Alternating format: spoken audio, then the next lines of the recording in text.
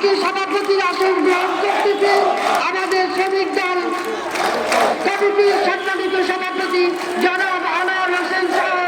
উপস্থিত আমার উত্তর দক্ষিণ কেন্দ্রের সকল নেতৃবৃন্দ সহ আমার নারী কমিটির সকল নেতৃবৃন্দ,